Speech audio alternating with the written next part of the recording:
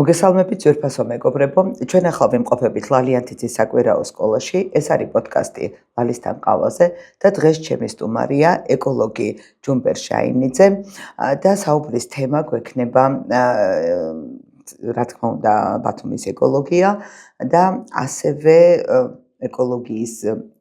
ეკოლოგიური პრობლემების საკითხში განათლება. ბიჭო ავიბლანდე, კარგად. მოგესალმებით ძვირფასო მეგობრებო, ჩვენ ახლა ვიმყოფებით ლალიანთიცის სკოლაში. ეს არის პოდკასტი ლალისთან ყავაზე. ჩემი სტუმარია ეკოლოგი ჯუმბერ შაინიძე და დღეს თემად გვექნება თუ რა მნიშვნელობა აქვს განათლებას ეკოლოგიური პროცესების სწორად მართვაში და იმ გარემოს გაფრთხილებაში, რომელშიც ვიმყოფებით. და ალბათ ბევრს გაინტერესებთ დღეს ბათუმში მიმდინარე პროცესები, ეს მშენებლობები, ეს ჩარევები, იგივე რელიეფის ცვლილება ბათუმის ყურეში და ეს იქნება ის თემები, რომელზეც ბატონ ჯუმბერთან ვისაუბრებთ. ძალიან დიდი მადლობა ბატონ ჯუმბერ მოგზაურობისთვის. მე ხშირად ვთვლი, რომ ცოტა ეს არის ხანდახან არის თითქოს გადაჭარბებულიც კი არის ეკოლოგიაზე საუბარი. იმიტომ რომ ეკოლოგიასთან დამოკიდებულება უნდა იყოს არა საუბრის დონეზე, არამედ ბავშვობიდანვე აღზრდის სტილში, სამყაროსადმი დამოკიდებულებაში, ადამიანის მსოფლმხედველობა უნდა იყოს იმგვარად ჩამოყალიბებული, რომ იქ არ დაგჭირდეს იმისი თქმა, რომ ცელოფანი არ დააგდო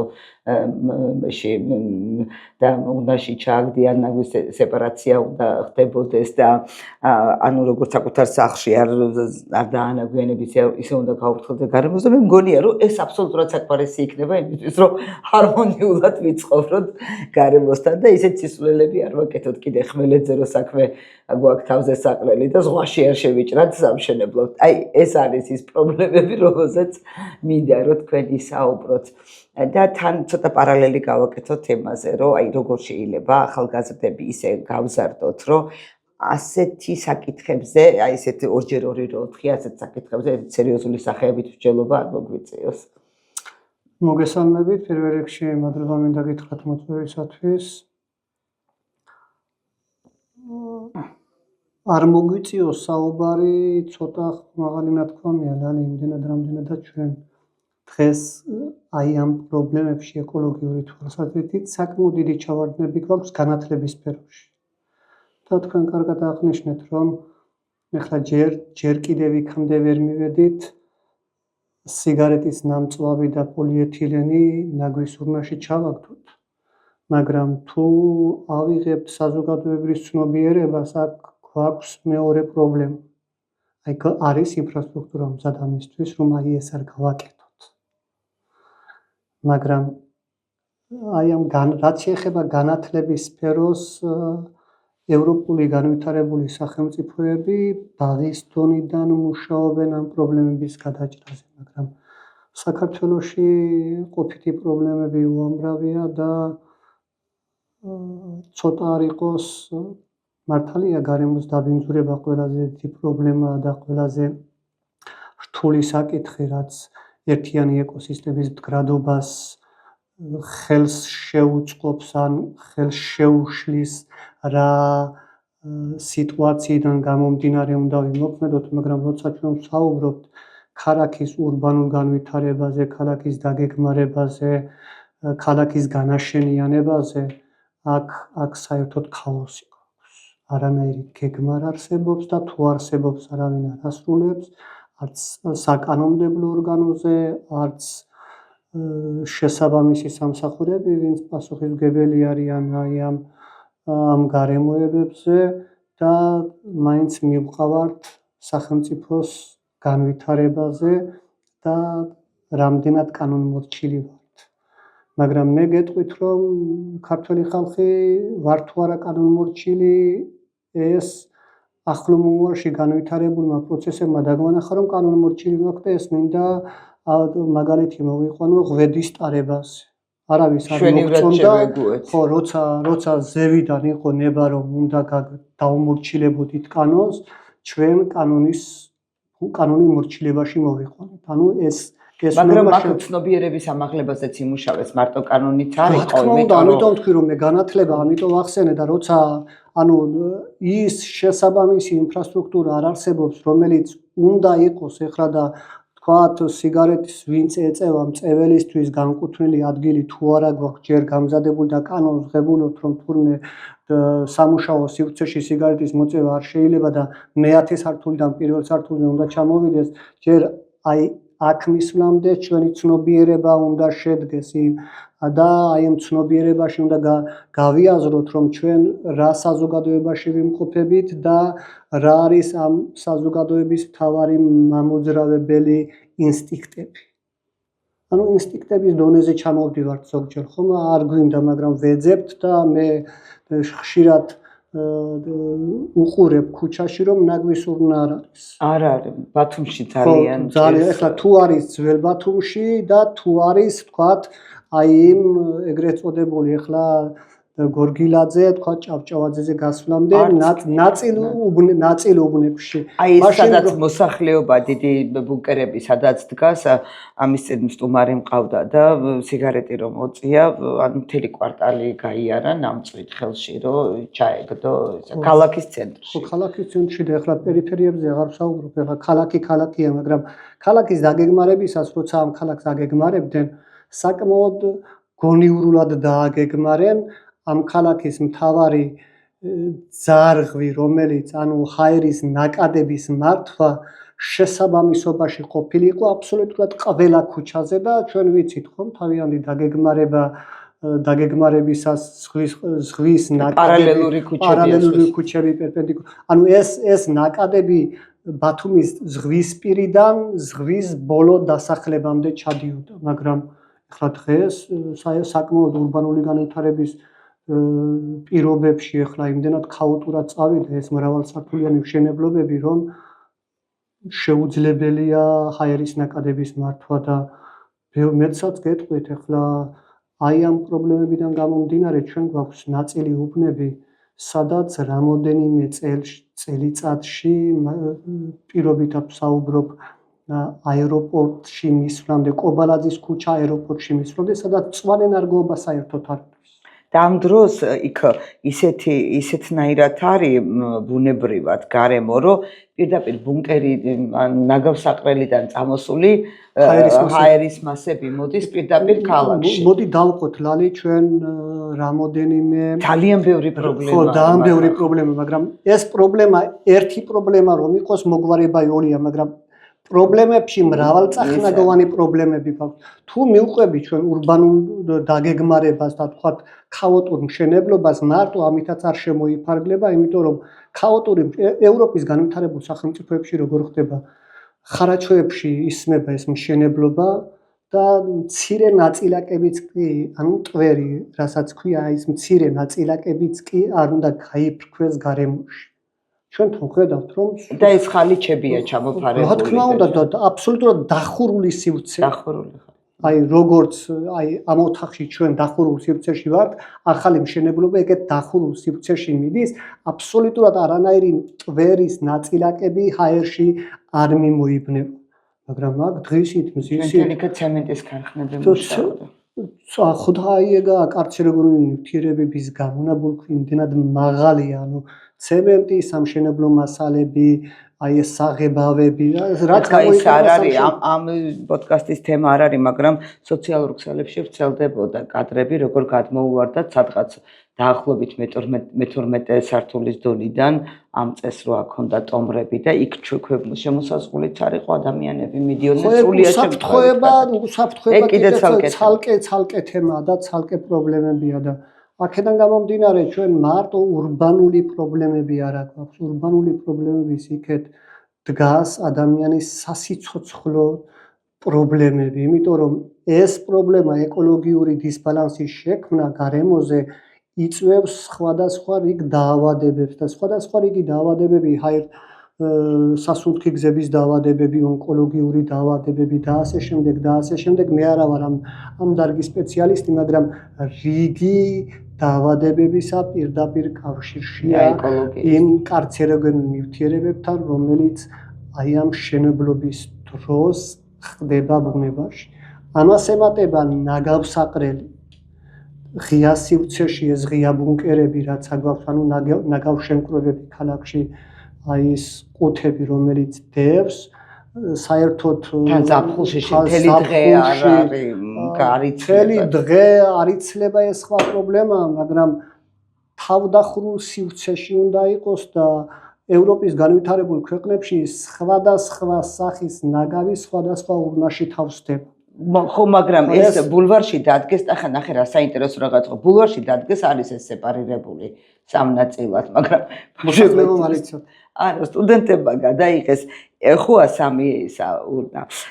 ერთ მხარეს რო ეწერა პლასტიკი, მეორე მხარეს ქაღალდი ქონდა. ერთი და იგივე ურნას მიგრული და ან პრინციპში მაგას უკვე არანაირი მნიშვნელობა არ ქონდა რაღაცა მოდის გულისთვის აკაკეთებ. ხო და ერთი ეს სეპარირებული აღარ იყრება ცალკე, მაინც ერთად ყრიან და რა აზრი აქვს იქ სეპარირება. მან უნდა მივსულიყავი, აი ჩვენ ერთ უბანზე რაღაც გაგვიკეთებია.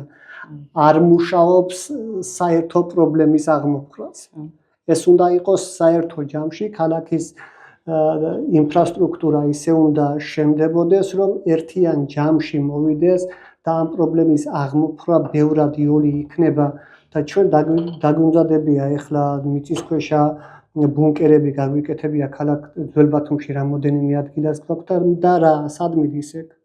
მიდის ანუ წყლით გაედინება ღია ზღვაში, რაც უარეს უბედურებას ქმნის იქ.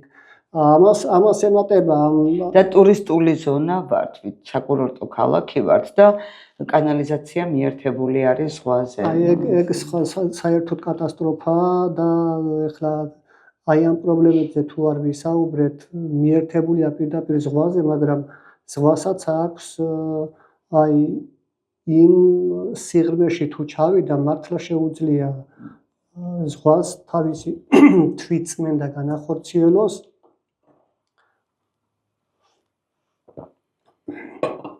მაგრამ პრობლემა როდის იქნება წყალდიდობების დროს, წვიმიანი ამიდიების დროს, ისედაც ზაფხულში იყოს სუნი ქონდა სხვას და ბავშვები მოწამლული მოვიყვან.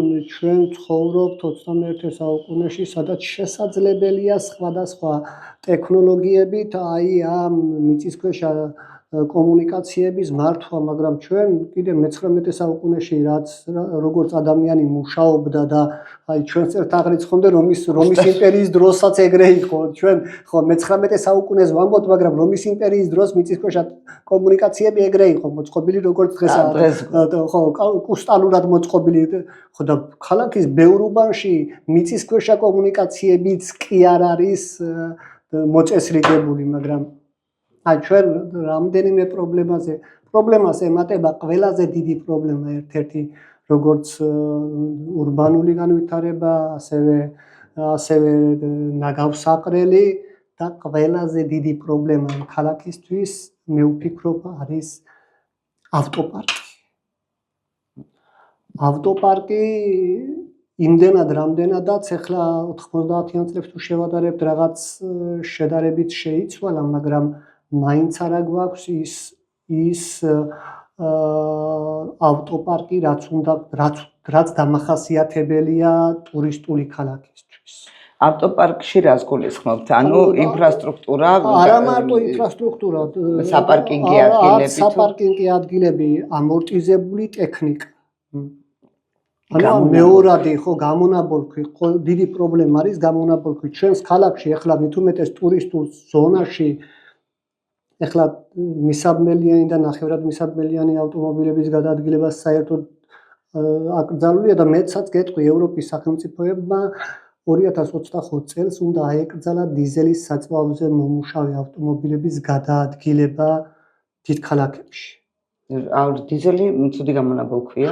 ყველაზე მეტი დამბინძურებელია დიზელის საწვავი და ეს მანაც ვერ მოერია თვით ევროპამ განვითარებულმა ევროპამ ვერ მოერია და ეს სტანდარტი გადაწია 30 წლამდის და იმედია 30 წელს აღმოიფრქება, მაგრამ იქ ჩვენთან წამოვა ის დიზელზე მომუშავება. ეგ უნდა მეთქვა, მე რომ აი ჩვენთვის ხელმისაწვდომი მან კანონმდებლობაში დიზელის საწვავზე მომუშავე ავტომობილი შეიძლება იყოს, მაგრამ მას ავტომობილს აქვს თავისი რეჟიმი რამდენი წელი არის გამოყენების ვადა და ამ ქალაქებში რომელიღაცას მაგალითად 20-22-იანი 25 და ჩვენთან ხომ მაგალითისთვის გეტყვით ახლა სამგზავრო ავტოპარკი საერთოდ ავტობუსები ეგრეთ წოდებული მიკროავტობუსები ეს ხომ კატასტროფა საერთოდ არ შეისრულება მაგრამ აი აქ ადამიანები რომლებსაც გადატვირთულია აი შენ რასაც ამბობ არანაირი ავტოპარკინგი არანაირი ანუ არ არსებობს თვით ქალაქის ნაკადებიც კი შეუსაბამო და დასახლებულ პუნქტებთან და ყველაზე სასაცილო და ანუ სასაცილოს იმიტომ ვამბობ რომ ამ ხელა ქალაქს არ გვაქვს ჰაერის განმსაზღვრელი აი ის პატარა აპარატი არ არის არსად არ დგას აქ რომელიც განსაზღვრავს ჰაერის მასებს ანუ რამდენად ისე კარგია მაგე დავდგათ იქნება გავიქცეთ ამ ქალაქიდან დადგმით რამე ეშველება ხო არც არ გვაქვს რა დოზით ბინძურდება ეს ქალაქი და რა დოზითაა გამონაბოლქვი ტყვის გამონ თან მე როგორც ამიხსნეს ეს ტყვია ძალიან დიდ გავლენას ახდენს ბავშვების ინტელექტუალურ შესაძლებლობებზე თან ისე რომ შეუძლია რომ დააზიანოს რაღაც კერები ოღონდ ანალიზის დროს უკვე წასული იყოს თქვა ანალიზში შეიძლება არ გამოჩნდეს ტყვის მაღალი შემცველობა მაგრამ იმ მაღალ შემცველობას შეიძლება თავის საქმე უკვე გაკეთებული იქონდეს ინტელექტუალური სამედიცინო თვალსაზრისით ვერ გავაკეთებ მაგრამ რასაც ექსპერტები წერენ საკმაოდ უარყოფითად მოქმედებს ადამიანის ბავშვების შესაძლებლობაზე და აბსოლუტურად ჯანმრთელობის მდგომარეობა ავიღოთ რა და ეს საერთოდ კატასტროფა აი ამ ფორმით აი ამ ნაკადების მოუწესრიგებლობა რამდენხანს შეიძლება იყოს და მით უმეტეს როცა ქალაქი ახლა ჩვენ აღარა ვართ წინა საუკუნეში სადაც ავტომობილები 1-2 დადიოდა ხომ დღეს უკვე ავტომობილი არა ფუფუნების არამედ ელემენტარული საჭიროების აუცილებლობას წარმოადგენს იმიტომ რომ იმდენად დიდია ამ ქალაქში გადაადგილების პრობლემა ანუ დაუგეგმავია ავტოპარკი ქალაქის ავტოპარკი რასაც მუნიციპალური ტრანსპორტი ქვია შეუძლებელია ფაქტიურად ხო ეხლა იმიტომაც ხო და ანუ ბევრი პრობლემა რატომ საუბრობ ეხლა აი აქ არ შემიძლია არ შევეხო ეკოლოგიასთან ცოტა შორსაა მაგრამ ადამიანები რომლებიც კონტროლს ახორციელებენ მუნიციპალურ ტრანსპორტში გზავრებს აჩერებენ ნახევარისა შეიძლება 15 წუთი 20 წუთი ნახევარისადი გააჩნია რა სახის დარღვევა მოხდება ამა თუ იმ ავტო რატომ უნდა ვიდგე საცობში სიცხე იქნება თუ სიცივე იქნება ხომ შეიძლება იმ კონტროლიორმა გააყვეს იმ მიმდინარე ავტობუსს და შეამოწმოს და სხვა გაჩერებაზე ჩამოვიდეს ანუ ესიც ჩვენს ესიც ერთადერთი რომ ამაზე რომ ხმა მოვიღე ჩვენ ასე დაგვავალენ და შეოჯახაშენებულო შენ უფრო უთხარი რომ მე შენ გრაფიკს კი არ ვარგებ ჩემ გრაფიკზე მაქვს მორგებული და თქვენს ტრანსპორტს ვექვემდებარები ხო მე მახინჯავრში დავდივარ უნივერსიტეტში ხო და შეიძლება დამაგვიანდეს ხო მე ნახევარი საათიდან გამაჭერე 15 წუთი მაქვს ლექციაზე უნდა მივიდე რატომ უნდა დავზარალდე მე და რატომ უნდა დავაზარალო ჩემი სტუდენტი აი ამ შენი დაუდევრობით ამას დაუდევრობას ვეძახი მაგრამ დაუდევრობა არა ცოტა უფრო მეტია ხო ეხლა რბილად შევაფასო დაუდევრობა შევარქვათ იმიტომ რომ შესაბამისმა სტრუქტურებში არ მუშაობს შესაბამისი კვალიფიციური კადრები რომლებიც გულთან ახლოს მიიტანენ ადამიანების ყოფა ცხოვრებას და ეს იმიტომ რომ არ არის ჩვენ ქვეყანაში ადამიანი პრიორიტეტი. ხო, ანუ ეგ სხვა პრობლემა. იცით, რამდენიმე წლის უკან ვიყავი ავსტრიაში და იქ თავი მოქონდათ იმითი, რომ ეს იყო ავსტრიაში არის ასე ვთქვათ ერთგვარი ჰაბი ეკოლოგიურად სუფთა პროდუქციის წარმოების და აი უნგრელები ისუჩიოდნენ, რომ ავსტრიელებმა მოახერხეს ეს, იმიტომ რომ ფაქტობრივად ეკოლოგიურად სუფთა პროდუქტების წარმოება და ეკოლოგიის საკითხების პრიორიტეტად ქცევა ახასიათებს უკვე იმ ქვეყნებს, რომელსაც ელემენტარული პირველადი საჭიროები აქვს მოგვარებით. მოკლედ მარტივად რო ვთქვათ, მდიდარი ქვეყნებისთვის არის დამახასიათებელი და ჩვენ სანამ ვიქნებით, ანუ ჩვენი ეკოლოგიური სიტუაცია ცალსახად არის მიბმული, ასე გამოდის ჩვენს მატერიალურ მდგომარეობასთან და იმ მოცემულობასთან, რაც გვაქვს ეკონომიკის სახით. მოდი მე მასე არ წავიყვანს მატერიალურ მდგომარეობასთან, ანუ შეუსაბამოდ გეტყვი, იმიტომ რომ უკაცრავად ამ სიტყვისათვის იქ სასოფლო-სამეურნეო პროდუქტები ბევრად იაფია ვიდრე აქ. გვინახია ხომ ევროპის ბაზარში შეცვლიათ ძერა, ღირს, ანუ ბოსტნეულის ფასი, ხორცის ფასი და ასე შემდეგ და ასე შემდეგ. მაგრამ იქ აი ამ პროდუქციას აქვს თავისი წარმოებელი სერტიფიკატი, რომელიც თქვათ შეესაბამება ბაზარს და ხარისხს. და იმ ხარისხში მოცემულია თავისი ჩამონათვალი, რა სახის მავნე ნივთიერებებს შეიძლება ნებისმიერ პროდუქციაში შენ შეგიძლია წაიკითხო რამდენი კილოკალორია უნდა მიიღო ამ პროდუქტით, ხო? მაგრამ აქ ეს სტანდარტიც დარღვეულია კი არა. საერთოდ არა ჩვენ ეს და მართალია ახლა 90-იან წლებს გავწვდით და მადლობა ღმერთს რომ ქალაქში ღია ქუჩაში, ღია ცის ქვეშ ფული არ იყიდება, მაგრამ პირდაპირ ქუჩებზე მოწყობილია ბაზრობები და აი ის პრობლემა, რომელიც გამონაბოლქვით, პირდაპირ დამტვერვა ხდება ამ სასოფლო-სამეურნეო პროდუქტებზე. თითქოს ამას პრობლემები აქვს, რომ ნიტრატების რაოდენობა ჩვენ ხო არ ვიცით რა დოზისაა რა, ანუ საერთოდ შიგნით რა ხდება ეგეც არის. ხო, შიგნით რა ხდება ეს მეორე საკითხია, მაგრამ იმდენად პრობლემაა თვით აი ამ სასოფლო-სამეურნეო პროდუქტების ხარისხურ მაჩვენებელზე, რომ კატასტროფამდე შეიძლება მივიდეთ.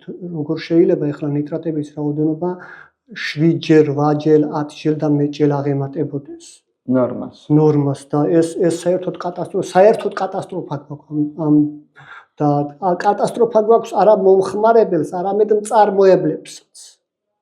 მწარმოებელს, რომელსაც თქვათ ევროპის, ამიტომ ახლა სულ ევროპას ვახსენებ, ევროპაში ის სტანდარტები დგას, სადაც ფერმერს არ შეუძლია აი ის ნივთიერებები შეიტანოს პროდუქციის წარმოებაში, რომელიც ადამიანისთვის მავნეა და ჩვენთან ეს ხდება ხო ამას გამოყენება? სად ხდება, ლალი გამოყენება არ ხდებოდა, არ გახსოვთ რძეზე რა ამბები იყო. ჯერ ევროპას თავისი კანონმდებლობით აკრძალული აქვს ცხოველური წარმოების საკვების გამოყენება ცხოველურ საკვებში. და ჩვენ პირდაპირ გვეუბნებოდნენ და ამაზე საკვებად გამოსაყენებელ ცხოველებთან, ხო? ცხოველური საკვები ქვია იმას, ანუ ეგრეთ წოდებული ქათმის კინტლი, რასაც ქვია ცხოველური საკვები, ის დანამატებში შედის, თქვა ცხოველთა საკვებში, ახლა დიდი ფერმერული მეურნეობებში და ამით კვებავდნენ, ეს ტყუილი კი არ იყო ახლა, მაგრამ ამაზე ბოდიში კი არ მოუხდიათ. არა კაცო, მაგით ისა პროცესი მოიგო, მაგრამ ამათ ვიღაცები გვიმტკიცდნენ რომ ეს ევროპაშიც ხდებოდა, კი ბატონო ხდებოდა, მაგრამ ევროპაში ხდებოდა 90-იან წლებში. და როცა და შეცვალეს ეს შეცვალეს კი არა, სტანდარტი საერთოდ აიკრძალა. ანუ აი ამ პროდუქციის გამოყენება, ანუ ცხოველური საკვების ცხოველთა კვებაში გამოყენება ევროპის კანონმდებლობით აიკრძალა, რასაც ქვი. იქ აკრძალულია ჩვენთან ახლა არა მარტო ის, არამედ შესაძლოა არა თვითონ წარმოებელი ამბობდა რომ ვიყენებდიო, ხო თქვა არა ბაბაშომა ინტერვიუში რომ ვიყენებდითო იმასო და ხო ვიყენებდით, მაგრამ ჩვენ რას გვერდჩია ხო ანუ ხომ მაგრამ აი ჩვენი ბრალეულებაც ამაში გამოიხატება ახლა რომ არასწორი სტიმულებს ვაძლევთ და არასწორი რეაქციები. ხო რეაქციები როგორ შეიძლებოდა ახლა საერთოდ რომ გამოგვეცხადებია ამაზე არ ვყიდულობთ ის პროდუქციას და ასე მოხდა ინგლისში მოხდა ეგეთი ფაქტი. ეს რა უნდა იყიდო ყველგან ეგ არის. ხო ანუ მაგას ვამბობ, ანუ მივედით იმ პრობლემამდე ხომ?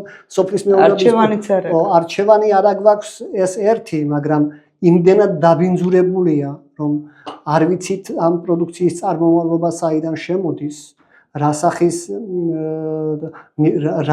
რა ზღვრული დასაშვები ნორმა ნიტრატების ამ პროდუქციებში და ამას ემატება ფუჭებადი პროდუქცია, ამას ემატება ხორცი და ხორცპროდუქტების ნახევარფაბრიკატები საერთოდ კატასტროფაა და აი როგორ შეიძლება რომ ადამიანმა დაიცვას თავი ამ ყველაფრიდან თუ არის რაიმე ერთი ხელსაწყო რომელიც გამოდგება ყველა ტიპის პროდუქტის შესამოწმებლად თუ ყველა პროდუქტს აი თქვა ძის პროდუქტს თავისი ისჭირდება ამ ხელსაწყო თუ აი რითი შეიძლება როგორ უნდა დავიცვას სახელმწიფო სტანდარტი უნდა იყოს რა ერთი ხელსაწყო ნიტრატების რაოდენობას თქვათ ძის პროდუქტებში და ბოსტნეულში შეიძლება განსაზღვრო მაგრამ ძის პროდუქტებში როგორ დაადგენ ახლა ანუ ხორცს პროდუქტებში ნახევარფაბრიკატებში როგორ დაადგენ ანუ მომხმარებელი ვერ დავადგენ ფაქტიურად ხო შეუძლებელია ამის დადგენა ამიტომ სახელმწიფო სტანდარტი უნდა არსებობდეს და უნდა ან მოდი ვთქვათ ასე რა გამოდის რომ თუ კი ამას არ იცავს სახელმწიფო არ ხვევს უპირველეს უფლებას ადამიანისას არ ხვევს სიცოცხლის უფლებას ამიტომ აქვს ყველა დღიურად ამ ქვეყანაში იზრდება სავადმყოფოების რიცხვი და ჯანმრთელობის მდგომარეობა ეხლა რიგები დგას ჩვენისთან აქ ქვეყანაში სავადმყოფოებში ვერ გაივლი აი ეგეთი პრობლემები გვაქვს და მაშინ კითხვას ვსვამ თუ რაღაც ჯანდაცვის სისტემა გაუმჯობეს და აღარ საუბრობ მედიკამენტურ პრობლემებს ეს უკვე სხვა პრობლემაა ეს ჩვენი დღის თემა არ არის და ამიტომ აღარ შევეხები მაგრამ იქ სხვა კატასტროფა გვაქვს რომელსაც ვერაუვალთ მაგრამ ამიტომ სახელმწიფო სტანდარტი უნდა არსებობდეს და ამიტომ ვსაუბრობ რომ არაერთი სერტიფიცირებული თქვათ სულსათის უნებლობის პირდაპირ დანიშნულებაა ისეთი პროდუქცია რომელიც თქვენ წარმოიდგინეთ ეხლა ბაზარზე შემოვიდა გავრცელებული იყო თურქული ცხოველებში გავრცელებული იყო თურქული რომელიც თქვათ სახელმწიფომ გამოაცხადა რომ ოღონდ ეს პროდუქცია არ შეიტანოთ ბაზარზე ანუ ცხოველი თუ დაეცემა და ჯერ თურქული ცხოველი არ ეცემა ანუ ციმბირის სხვა დაავადებაა ხო და თუ ცხოველი დაეცემა ანაზღაურებას გავაკეთებ პირდაპირ მათ ვერ გვერდზე იდო ანუ კითხვას ვსვამ შეოჯახაშენებულო თუ ესე იგი გავრცელებული ესე გავრცელებული იყო სახელმწიფო რომ კატასტროფის ცენტრი გაუშვა და მესხეთ ჯავახეთში თავისი ბრიგადები გაუშვა ესე იგი პრობლემაა ხო მაშინ ეს უნდა აკრძალო ეს ნაკადები ძისა და რძის პროდუქტების შემოტანა ხო და ეკოლოგიური ხომ ხედავთ ერთი პრობლემიდან გადავედით სხვა უამრავ პრობლემაზე რომელიც ამ ქვეყნისთვის დამახასიათებელია და საკანონმდებლო ორგანო იმისთვის არსებობს რომ რიგი კანონებში ცვლილებები შეიტანოს და აი ამ პრობლემების მოგვარებაზე იმუშაოს მოდი ახლა ასეთი რაღაცა რომ გავაკეთოთ აი ეკოლოგიური განათლების კუთხით რა არის გასაკეთებელი პირველ რიგში ნუ გარდა იმისა რომ ნაგავი არ უნდა დავყაროთ ქუჩაში ნუ ან ბუნებაში გასაგებია ამის გარდა აი რა შეიძლება რომ განათლება მოძრაობს მართალი გითხრათ მე მგონია რომ აი ეს როცა აკეთებენ რაღაც ჯარიმები რო არის დაწესებული რომ იმისთვის ეკოლოგიის დაზიანებისთვის ან დაბინძურებისთვის ჯარიმა მგონია რომ ეს არის ჩვეულებრივი კორუფცია და ძალადობა ადამიანებზე თუ კი დააზიანებ ამას როგორ უნდა აუნაზღაურო გარემოს ზარალი დაუშვათ ხო ეს ხო ძალიან აბსურდია იმიტომ რომ ხო არა რა უნდა გააკეთო არაფერს დააზიანა გაუმართავი მანქანა ყავს გაიარა კი დააჯარიმე რა მე რა უქენი გარემოს ხო ეს ხო სისულელია და ეს დაჯარიმებები ხო სისულელია ხო არ ჯობია რომ პირიქით იმაზე ვიზრუნოთ რომ ამ ადამიანს რასაც უნდა რომ კარგი ავტომობილი ყავდეს და არ ჭირდებოდეს ეს გამონაბოლქვების გამომფრქვევა გარემოში ხო ამიტომაც ვიძახი რომ რაღაცა სხვა რამეა გასაკეთებელი და არა ეს აკრძალვებზე და ჯარიმებზე დაფუძნებული სისტემები ჯარიმები თუ სწორად იმუშავებს ხელსაყრელის გვექნება ჩვენ შედეგი გვექნება მაგრამ რას მოგცემს ანუ რას მოგცემს ახლა მე ზოგადად დასჯის წინა დაფინანსებენ ჯარს და მოგაფრთხილებ მე ანუ აი ზუსტად მანდ მივედით რომ აი მანდ ეს ჯარიმა თუ გარემოს დაცვითი პრობლემებიდან ამოღებული ჯარიმები ან ქალაქის ვთქვათ ეკოლოგიური რისკების განსაზღვრით შეფასებული ჯარიმები ან რისკები მოახმაროთ ისევ ამ ეკოლოგიას ხო? და როგორ მოახმარ ეკოლოგიას? ერთადერთი ნაგავსაყრელი უნდა გააკეთოს. არა მარტო ნაგავსაყრელი განაშენიანება ხომ გვინდა ეხლა თვითონ ამერიკის ქალაქების 15% მაგალითისთვის რომ ავიღოთ ქალაქი ბათუმი ამის ფართობი 64 კილომეტრია ხომ თუ კვადრატული მეტრი ანუ აი ზუსტი ციფრი არ ვიცი ახლა და არ დავასახელებ ეს ზუსტი ციფრი, მაგრამ ამის 15% უნდა იყოს პარკები, სკვერები და ასე შემდეგ და ასე შემდეგ. ანუ გამწვანება უნდა იყოს. ჩვენ სადაც გამწვანებული გაქვს, ისიც კი მოვთხარეთ და აი გავანადგურეთ და მრავალსართულიანი მშენებლობები. და რატომ მოვიყვანე ამერიკის მაგალითი 30 წლიდან 30 წლიდან ასე დიდ ქალაქებში მე-20 საუკუნის 30. ახლა ამერიკამ ხომ ამერიკის შეერთებულ შტატებზეა საუბარი ანუ დღევანდელამდე ხომ 15% იყო და ეს არის 1 საუკუნის მიღებული კანონმდებლობა. ანუ 1 საუკუნის წინ ამერიკელებმა განსაზღვრეს რომ ქალაქის განაშენიანება უნდა შეადგენდეს მის 15%-ს. და დღეს უკვე 30 წელში, ანუ ახლა 2020 წელში ქალაქის განაშენიანება უნდა დაიწყოს 30%-დან. ანუ სკვერებისა და ლამის მესამედი და ახლა იქ ინფრასტრუქტურა ხომ არის, ესე იგი ახალად უნდა გააშენონ იმათ ქალაქები და ჩვენ რაც აგვაქვს ამასაც შენ გინახი ახლა ბოლო წლებში რამდენი ძირი მცენარე დაირგო ქალაქში და რამდენი მოიჭრა და რამდენი დაირგო.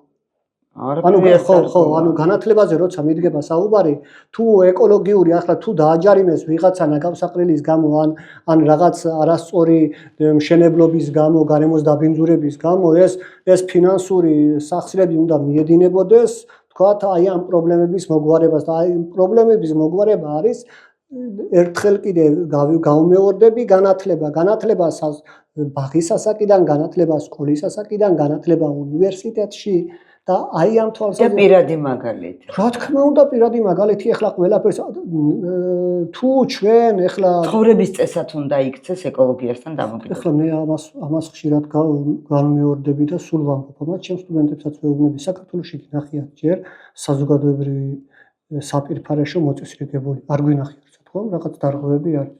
ხომ შეიძლება ოჯახში რომ შეხვალ ხო და ეს მოიტანა ჩვენმა მე ხშირად ახლა მართლა ჩაცეკლული არ ვარ იმ საბჭოეთს, მაგრამ საბჭოურმა აზროვნებამ მოიტანა კოლექტივიზაცია. მე ჩაცეკლული ვარ საბჭოეთს ვაბრალებ ყველაფერს. ხო მეც მასე მივდივარ ახლა ყველა პრობლემის იმას რუსეთს ხედავ, მაგრამ ანუ ეს პრობლემა რომელიც შესაძლებელია ადამიანს რომელსაც თავისი სადარბაზო ანუ სადარბაზოში ვერ გაივლი და ბინისკარს გახსნი და იდეალური სისუფთავეა. ანუ ეს სადარბაზოც ხომ შენია ის ესოც ხომ შენია ის ქუჩაც ხომ შენია. ეს დედამიწაც ჩვენია. ხო ეს დედამიწაზე საუბარი აღარ მაქვს, იმიტომ რომ ჯერ აი ამ ქალაქის პრობლემაა იმდენად დიდი და ეკოლოგიური თვალსაზრისით ახლა ეს სხვა პრობლემები კიდე არა და როგორი კარგი ქალაქი გვაქვს, ხო? აქ არის ზღვის და მთის ჰაერი ხდება ერთმანეთს. სულ ვამბობ რომ ამაზე უნიკალური ზოგადად გეოგრაფია საქართველოს ისეთი ლამაზი ყურე გვაქვს ქონდა. ხო, ქონდა იმედია კიდე რაღაცები იმ დარღვევებით არ განვითარდება, რაც განვითარდა ეს ქალაქი, მაგრამ ჩვენ ახლა სულ აღნიშნეთ. ჯერ აი ახლა აქ თუ დაპაუზდება, ხო, ეს სისულელეები, ხო, იქნება ავიტანოთ. ამაზე მეც უკვე ალბათ ვეღარ აიტანს. ეს არის მისი ატანის მაქსიმუმი, რაც ახლა არის მოცემული. იცი რა მიკვირს ყველაზე მეტად? ნუ კაი, ახლა დავუშვათ რაღაცა ხე შეიძლება არასწორად იყო ამოსული სადღაც დავუშვათ, მაგრამ ეს შენობები რო აშენდა აი ახალი ბოდიში უკაცრავად ხელო როგორ შეიძლება არასწორად იყოს ამოსული. არა, ხე რაღაცა ხო შეიძლება ის გასწორება ან ტოტის გადაჭრა ან ფორმირება მისცე იმ სცენარეს. არა, ცუდ ადგილას ამოვიდა ვიღაცა დეველოპერისთვის თქვათ მაგალითად. ხო, აი ეგ. არა, აი ეს ხე რაღაც ამოვიდა, თავისით ამოვიდა, ამას გულისხმობ. და აი ეს ამ ხელა შენობები უზარმაზარი, ასე როგორი განცდა მქონდა, იცი? აი ესე კამათლები რო გააგორო და რენდომზე როგორც მოხდება ისე და აიყაროს ეს კამათლები და იქ იმ ადგილებზე აშენდეს შენობა. როგორ არის შენობები აშენებული, ნახე. ზოგი პერპენდიკულარულად, ზოგი რომბისებურად, ეს რატო ის ხო ეხლა ეგ აღნიშნე ზუსტად რომ აი ის რომელი უბანიც მე მოიყვანე რამოდენიმე წელიწადში იქნება არა დასასვენებელი და ქალაქის ტიპი, არამედ ერთ-ერთი ყველაზე ცუდი ეკოლოგიურად ბინძური უბანი. ესე ვთქვათ, ბინძური იმ თვალსაზრისით, რომ დისბალანსი ჰაერები მე მგონი და ზუსტად მაგას მე მგონია რომ ტყეში უფრო მოწესრიგებულად ამოდის ხეები ვიდრე ბათუმში შენობები. რა თქმა უნდა იქ განსაზღვრავს ეხლა მცენარეებსაც რომ გადარჩენის ის ამოძრავებს კი არა აქვთ ხომ ორი მცენარე ერთად რომ დარგო თქვათ ერთი დაჭდილავს მეორეს და აქაც ზუსტად ისა ბრძოლა არსებობისთვისა ვინ უფრო მაღალს აშენებს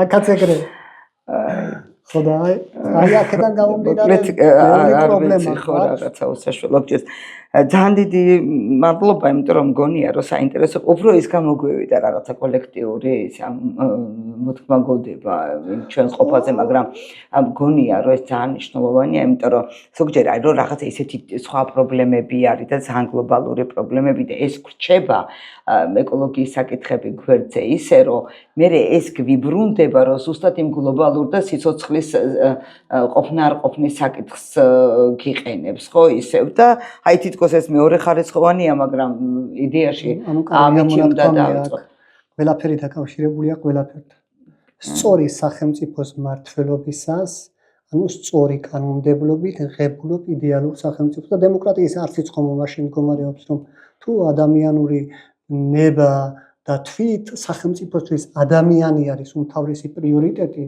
მაშინ სხვანაირად ხდება ეხლა და ასე განვითარდა ევროპის სახელმწიფო ჩვენ ახალ ველოსიპედს არ ვიგონებთ რა იმ განვითარებული სახელმწიფოების მაგალითად მზამზარეული ისა გვაქვს და რომელსაც შეგვიძლია გადმოვიღოთ და განვავითაროთ ეს ქვეყანა მაგრამ ვიღაცის ხუშტურებზე აწყობილი პარანოიკები რომლებიც თვით ადამიანების ჯანმრთელობაზე ლაპარაკი ზედმეტია თვით სიცოცხლის ხელყოფაზე აქვს საუბარი და როგორ შეიძლება ეხლა ხშირად ხო ხა ჯანმრთელობას და სიცოცხლეს ვერ ყოფთ ხო ერთმანეთისგან ხო და როგორ შეიძლება ეხლა ადამიანებმა ჩვენ ვისაუბროთ რაღაც ყოფით პრობლემებს ხომ როცა ამდენად დიდი პრობლემები ანუ სახელმწიფოებრიობის ყოფნა არ ყოფნის საკითხი დგას და ესე იდგა მე-20 საუკუნის დასაწყისშიც და ხშირად საუბრობთ რომ უფრო რაციონალურად იყო ეს ქალაქი დაგეგმილი ვიდრე 21 საუკუნეში ვაკეთებთ ხო და აი ეგაა პრობლემების პრობლემა მოიტანა პრობლემა ანუ არასწორმა